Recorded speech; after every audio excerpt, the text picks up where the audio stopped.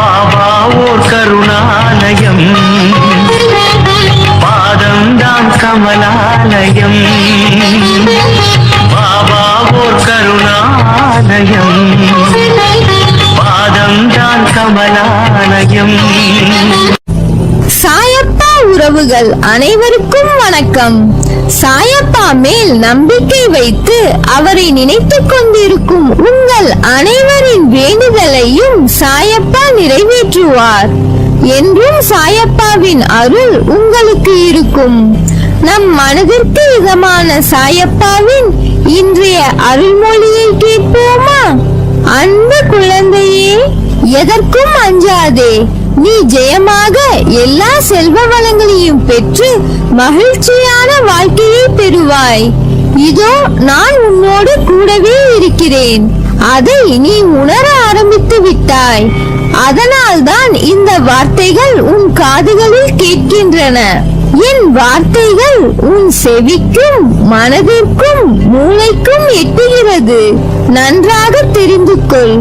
நேற்று, இன்று, நாளை என முக்காலங்களில் வாழ்க்கையின் சாராம்சம் அடங்கியுள்ளது. உன் வாழ்வில் நடந்தவை நேர்மறையாகவோ எதிர்மறையாகவோ உன் மனதில் பதிந்திருக்கும். நேர்மறை எண்ணங்கள் உன்னில் ஆழமாக பதிந்தது என்றால் உன் மனம் திடமாக உள்ளது. அதன் வழி சரி என்று அர்த்தம். அதே எதிர்மறை நிகழ்வுகள் பதிந்தால் மனம் திடமாக இல்லை என்று அர்த்தம். எதிர்மறை எண்ணங்கள் உன்னை என்றுமே நிம்மதியாக வாழ விடாது. எப்போதுமே கடந்த காலம் என்பது முடிந்து போன ஒன்று. கடந்த காலத்தில் நடந்த எதையும் உன்னால் மாற்ற முடியாது செல்லமே. இன்று என்பது மட்டுமே நிதர்சனமான உண்மை. அதை நீ உணர்ந்து வாழ முற்பட்டால் உன் வாழ்க்கையில் நிம்மதி என்ற தென்றல் வீசும். இன்று என்பது நீ வாழும் இந்த நிமிடம். அடுத்த நிமிடம் என்ன நடக்க போகிறது என்பது உனக்கு தெரியாது. அப்படி இருக்கையில் என்றோ நடக்க போக இருப்பதை நினைத்து கனவு காண்கிறாயே. உன்னை கனவு காண வேண்டாம் என்று நான் சொல்லவில்லை. ஆனால் அந்த கனவானது உன் வாழ்க்கைக்கு உத்வேகமுடையதாய் அமைய வேண்டும். உன்னுள் ஒரு எழுச்சியின் தீபமாய் இருக்க வேண்டும். உன்னை மேலோங்க செய்யும் அளவிற்கு கனவின் சிந்தனை இருக்க வேண்டும்.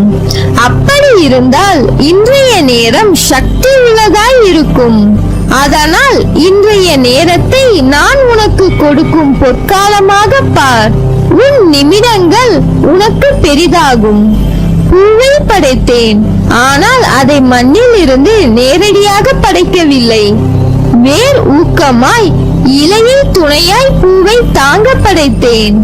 அதை போலவேதான் உன் நாளைய பொழுது என்பதை தாங்க நேற்று என்ற வேரையும் இன்று என்ற இலையையும் பசுமையாய் உணர்த்த சில சூழ்நிலைகளை உனக்கு காண்பித்தேன். நீ உண்மையோடும் ஆன்ம உணர்வோடும் கண்ணீரோடும் செய்கின்ற பிரார்த்தனைகளை கேட்டுக்கொண்டுதான் இருக்கிறேன். நான் அளிக்கும் பதில்களை உன்னால் புரிந்து கொள்ள முடியாமல் போய்விடுவதால் மனம் போல் நடந்து தட்டி கழித்து விடுகிறாய். பலனை நீ அடைய முடிவதில்லை. உன் விருப்பப்படி நடக்கவும் வாழவும் உனக்கு சுதந்திரம் கொடுத்திருக்கிறேன். இந்த சுதந்திர உணர்வுதான் இந்த அளவுக்கு கீழே இறங்க வைத்து விட்டது. கீழே இறங்கி விட்டோமே என்று நீ வருத்தப்படுகிறாய். கீழே வந்து விட்ட போதும் உன்னை நினைத்து பெருமைப்படுகிறேன். உனது இரக்க குணம், பிறருக்கு உதவும் மனோபாவம், இந்த நிலையிலும் பிறர் கஷ்டப்படுவதை காண சகியாத மனம் இருக்கும் இடத்திற்கு விசுவாசத்துடன் நடக்க வேண்டும் என்று நினைத்து நடந்ததால் தான் இந்த நிலைக்கு இறங்க நேர்ந்தது என்று நினைக்கிறாய். கெட்டவர்களும் கேடுமதி உள்ளவர்களும் நன்றாக இருக்கும் போது நல்லவர்களான நாங்கள் மட்டும் ஏன் கஷ்டப்பட வேண்டும்? கஷ்டத்தை மட்டும் ஏன் கடவுள் எங்களுக்கு தர வேண்டும் என நினைக்கிறாய். உன்னை போல பல நல்லவர்களும் இப்படித்தான் புலம்புகிறார்கள். நல்லவர்கள் புலம்புவது தொடர்கதைதான். நான் உன்னிடம் பிரத்யட்சமாக விளங்க வேண்டும் என்றால் நீ கஷ்டப்பட்டுதான் ஆக வேண்டும்.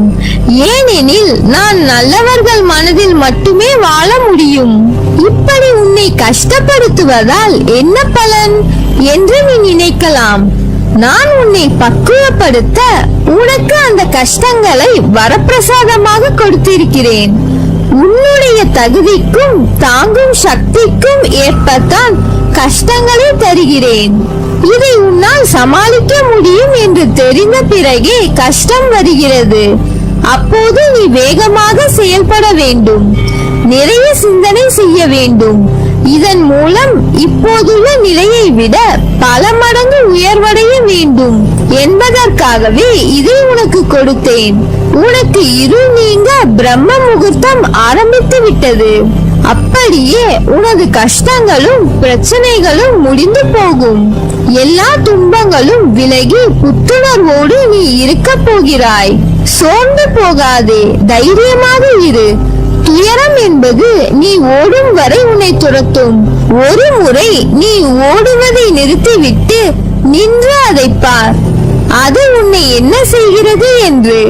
அது உன்னை சீண்டி உன்னை கலங்க வைக்க பக்கத்தில் நெருங்கும். நீ ஒரு அடி பின்னால் எடுத்து வை. என்ன அப்பா, பின்னே செல்ல சொல்கிறீர்கள் என்கிறாயா? நான் சொல்வதை கூர்மையாய் கேள். பின்னே அடி எடுத்து வைக்கும் உன் மனதில் தன்னம்பிக்கையோடும் போராடும் தைரியமும் வேண்டும் என்ற முனைப்போடு முன்னே செல். உன் இடத்தை பலமாக்க ஒரு அடி பின்னே வைத்து உன் புத்தியும் மனதையும் நேர்முகப்படுத்தி ஒளியை அதன் முன்னே விழித்து காட்டு. பின் உன்னை துரத்த நினைக்கும் எதுவாய் இருந்தாலும் நிச்சயம் தூள் தூளாய் நொறுங்கி போகும்.